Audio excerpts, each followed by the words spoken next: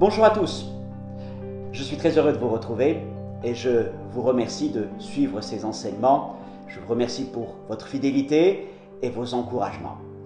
Je prie que ce message vous bénisse et vous fortifie dans votre foi en Jésus-Christ. Je vais aborder aujourd'hui un point très important concernant le ministère de Jésus. Dans Hébreux, chapitre 7, verset 22, Jésus est appelé le garant.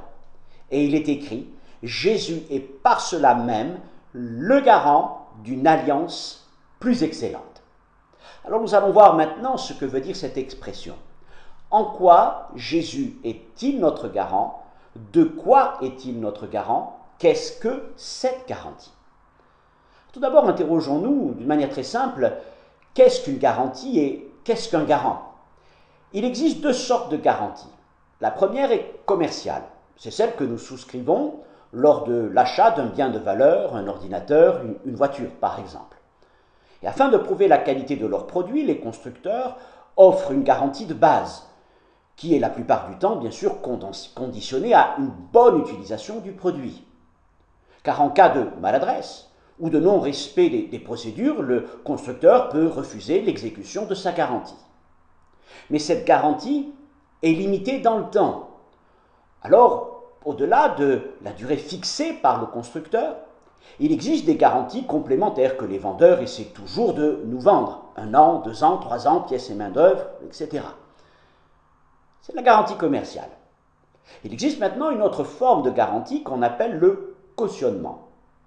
Considérons un emprunteur qui se retrouve dans des circonstances difficiles, au point de devenir insolvable après s'être engagé de bonne foi dans un emprunt. Face à ce risque, il arrive fréquemment que le prêteur demande l'engagement d'un garant qui se portera caution en cas de défaut de paiement. Il existe la même chose pour les contrats de location d'un logement. Le garant est une personne très solvable ou une société spécialisée qui garantit le remboursement de la dette en cas d'insolvabilité. Si l'emprunteur devient insolvable et que sa dette comporte des arriérés, le garant doit entrer en jeu et il doit payer non seulement les pénalités et les intérêts, mais également la dette d'origine dans son entier. Ceci étant dit, mon propos n'est pas de vous parler de garantie commerciale ou financière, mais d'une garantie d'une autre nature, la garantie spirituelle. Car s'il existe un risque d'insolvabilité financière ou de malfonction d'un produit, il existe une insolvabilité spirituelle qui n'est pas simplement un risque, mais une réalité universelle. Nous sommes tous débiteurs insolvables de Dieu, ayant accumulé une dette énorme qui s'appelle le péché. Et nous avons tous enfreint le divin mode d'emploi qui s'appelle la loi. Face à cette insolvabilité, nous sommes dans une situation désespérée. Nous sommes sous la menace d'un jugement et d'une condamnation. Qui sera alors suffisamment solvable pour garantir et acquitter notre dette? Qui sera suffisamment compatissant pour nous garantir alors que nous n'avons rien à faire valoir en retour? Grâce soit rendue à Dieu notre créditeur, au sujet duquel il est écrit dans le livre du prophète Ésaïe, chapitre 63, verset 9, dans toute leur détresse, ils n'ont pas été sans secours, et l'ange qui est devant sa face les a sauvés. Il les a lui-même rachetés dans son amour et sa miséricorde, et constamment il les a soutenus et portés aux anciens jours. Cet ange qui se tient devant la face de Dieu et qui nous a sauvés et par lequel nous sommes rachetés, n'est autre que son Fils, notre Seigneur Jésus. Jésus est celui qui s'est levé devant Dieu pour nous tous. Il s'est levé pour être notre garant, c'est l'œuvre de la croix. Là, il s'est offert lui-même en garantie à Dieu pour l'acquittement de notre dette.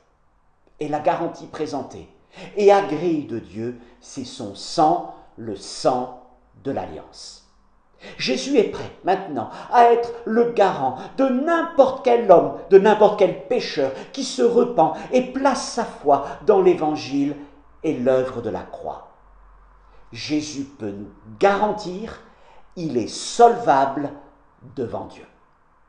Et cela ne s'arrête pas là, car par sa résurrection et son exaltation dans les cieux, à la droite de Dieu, il est devenu notre garant permanent.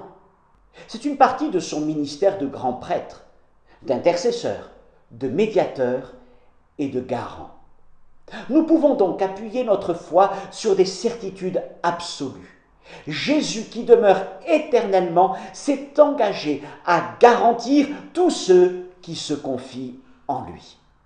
La garantie de Jésus n'est donc pas limitée dans le temps, elle est même éternelle. De plus, la garantie de Jésus n'exclut pas nos mauvais fonctionnements, nos péchés, nos infidélités, nos désobéissances. Elle couvre toutes les fautes de ceux qui y souscrivent par la foi, dans la condition, bien sûr, que ceux-ci se repentent et n'en viennent pas à s'obstiner indéfiniment dans leur dérive. Jésus confirme cette garantie devant Dieu par le sceau du Saint-Esprit qu'il pose sur la vie de ceux qui croient, Éphésiens chapitre 1er, verset 13. De celui qui est ainsi scellé par le Saint-Esprit, Jésus dit alors « Je le garantis, je le garantirai encore ». Ainsi, d'une manière extraordinaire, compte tenu de notre passif, il s'est trouvé un garant se portant caution pour nous. Jésus, notre garant, non pas pour cautionner une vie d'excès en tout genre, mais pour vivre une vie pleine de grâce, d'encouragement, de force à la gloire de notre Dieu. Jésus est notre garant permanent devant Dieu. Jésus est aussi le garant des promesses de Dieu en notre faveur.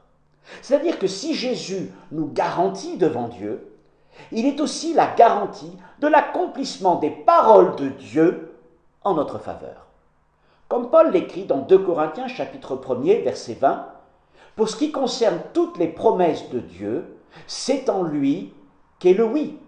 C'est pourquoi encore l'amen par lui est prononcé par nous à la gloire de Dieu. » Dieu promet, Jésus garantit, et nous disons Amen. Alors, quelles sont les promesses de Dieu que Jésus garantit? Entre autres, la promesse de l'effacement de notre dette, la promesse de la réconciliation avec Dieu, la promesse de la vie éternelle, la promesse du don du Saint-Esprit, la promesse de faire de nous des héritiers de son royaume. En tant que garant de l'exécution des promesses de Dieu en notre faveur, nous pouvons faire confiance à Jésus. Il est fidèle à ses engagements, tout comme Dieu, son Père. Si l'exécution des promesses de Dieu est garantie par le oui de Jésus, elle est aussi confirmée par le sceau de l'Esprit qu'il pose sur nous. Sceau qui l'accompagne d'un dépôt de garantie de notre héritage à venir. Paul l'appelle encore les arts du Saint-Esprit. Nous étions débiteurs, mais à la croix, notre dette a été payée par notre garant. Et voilà qu'en plus, il nous rend créditeurs devant Dieu en nous donnant un acompte sur notre héritage par le don du Saint-Esprit qui vit en nous et qui est ce gage de notre héritage, Éphésiens 1, verset 14. Devant tout cela, nous n'avons plus qu'à dire Amen. De la croix jusqu'au trône de Dieu, nous avons donc un garant qui nous couvre de sa grâce et de son sang. Ayons confiance dans la garantie qu'il nous offre. Ne laissons pas l'ennemi nous accabler, nous faire douter de notre salut ou nous faire croire que Dieu nous aurait rejetés. Si nous avons péché contre le Seigneur ou notre prochain, demandons pardon et laissons agir Jésus, notre garant. C'est sa mission. Il s'en acquitte toujours parfaitement, serait-ce jusqu'à 77 fois, 7 fois par jour. Mes frères et sœurs, gardez cette parole dans vos cœurs, qu'elle soit pour vous un encouragement et que Dieu vous accompagne dans votre vie jour après jour. Jésus est notre garant. Merci pour votre fidélité à suivre ces enseignements. Vous pouvez aussi vous abonner sur notre chaîne YouTube ou retrouver paroles d'encouragement, partages, nouvelles sur ma page Facebook Franck Lefilâtre Ministère. Si vous souhaitez rentrer en contact avec moi, vous pouvez le faire en écrivant à cette adresse email francklefilâtre@gmail.com. Mes frères et sœurs, mes amis, que Dieu vous bénisse. Gardez cette parole dans votre cœur. Nous avons un garant éternel, permanent, qui s'appelle Jésus-Christ. Amen.